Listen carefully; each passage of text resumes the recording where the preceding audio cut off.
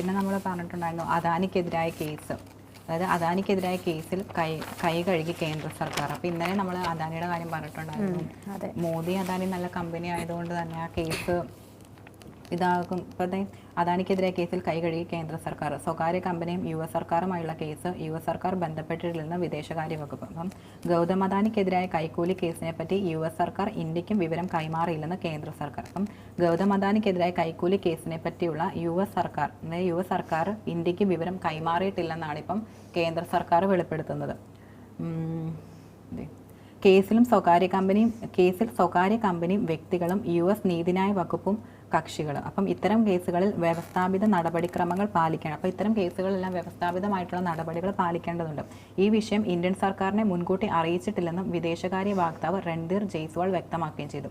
അപ്പോൾ അദാനിയുമായി ബന്ധപ്പെട്ട കേസിൽ ഇന്ത്യയും യു എസുമായി ആശയവിനിമയം നടത്തിയിട്ടില്ല. അപ്പം അദാനിയുടെ പേരിൽ ഉയർന്നിരിക്കുന്ന കേസിലും ഇന്ത്യയും യു എസും തമ്മിലും ആശയവിനിമയം ഇതുവരെ നടത്തിയിട്ടില്ല.